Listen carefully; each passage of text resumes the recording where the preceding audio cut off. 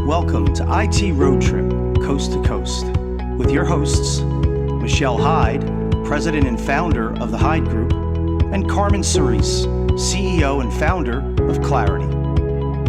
Our guest today is Tina Gravel, Senior Vice President, Global Channels with Cyxtera. In this episode, we discuss the fast-changing data center landscape. We also talk to Tina about her experiences working as a woman executive in the tech industry. Thanks for joining us for this episode of IT Road Trip, Coast to Coast.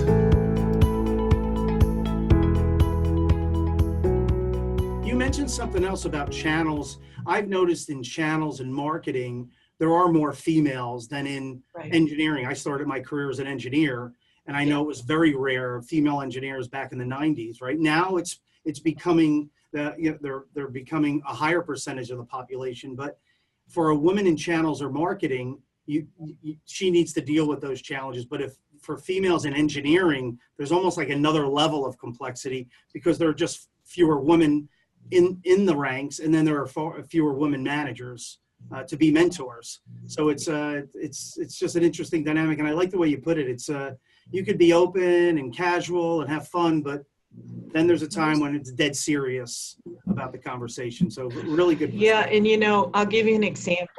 Something that happened to me a long time ago. This will give you an example.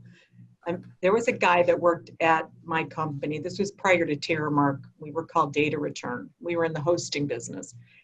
And I was meeting with a client, and we were standing outside the door. I was saying goodbye to the client, and one of my friends walked by that was a developer. And he had a long ponytail down his back.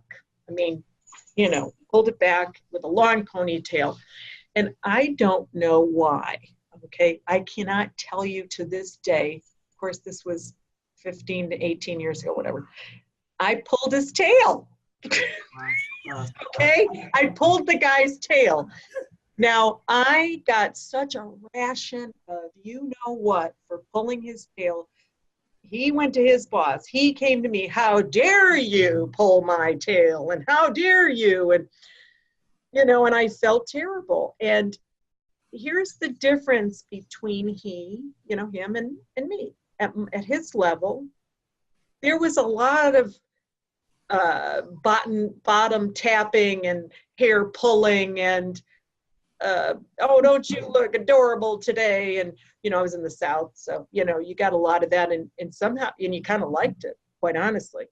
But he stepped right up and said, no, that's not acceptable. And I said, I am so sorry. And I actually found a card that said something about me being a horse's you-know-what with a tail on it, And so I was able to, apologize and hopefully, I think he forgave me after that. I know his boss understood. We chuckled, but we chuckled like, yeah, I shouldn't do that, Yes. But I don't think women speak up like that every day. I know I never did. And said, that's not okay, But boy, was that a lesson for me. And thank God he did it then. Mm-hmm. Yeah. A great story. No, thanks. Great story. Thanks for sharing. Thank you for sharing that. I'm going to segue to a different topic, Michelle. Yeah, I was going to say, I have just one more and a very simple question for you. Right. And that is, what are some of the applications that you use on your mobile device that keep you ahead of the curve, that keep you organized, that you are just super dependent on? That's a real hard one. I got to look at my phone. Okay, I got to tell you what I do. The ones that are on the front screen. Yeah. Well, I have to say that my banking app, having my banking app, when somebody, a dog sitter needs to be paid, you do a quick pay or Vela, I love that. I think that's great. I also do a lot with, my expenses now online because I used to get so behind with them. Most of my peers have assistants. I didn't take one because I just felt like it would be more work for me to do that. And so I do it myself. So having the app makes it really simple. The other thing I go into a lot is Salesforce, right? So having Salesforce as an app, And then if you want to know like how I feel about life and things like that, I have The Secret on here, and I get a daily update, and I have Fitness Pal, my Fitness Pal Yes. for my food, you know, but I pretty much live on the phone. I even have a meditation app that I use when I'm feeling enlightened, that you know, actually it's the opposite. When I'm feeling completely nuts, like Friday when I saw you, yeah, that's the day for simply being. You had to meditate after our short meeting on Friday. Exactly. I had to meditate because I was so not, you know, disorganized. But the other app that I have here that I use a lot too is like Running the Home. If you travel a lot, right? You order. It's called Running the Home?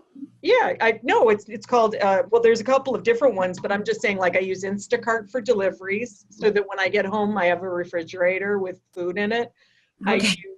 I request the dog sitter that way. I request I set the temperature in the house remotely, and I can see who's visiting, you know, remotely. So all these things make life easier on the road, and I'm on the road every week. I have a program right now called 20 and 20.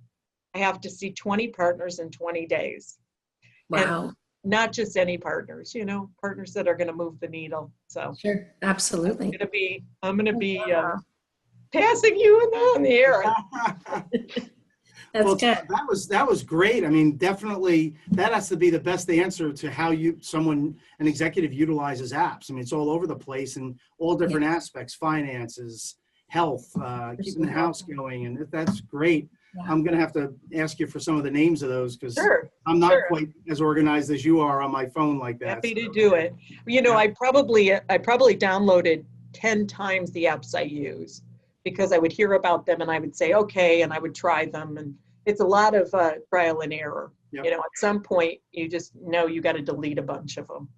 WebEx is on there. Your app is on there too. So. That's great. Yeah, I use Zoom too. I love it. So if somebody wants to get a hold of you and wants to follow you on Twitter, do you have a handle?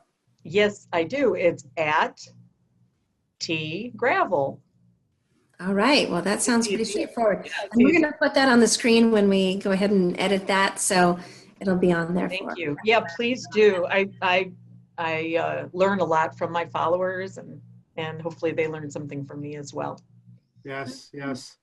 Same here, following you and some of the other cloud girls and some of the guys in the industry. It's amazing how much you learn on Twitter. And actually you see how different people think based on what they're posting, and you get a lot of different opinions.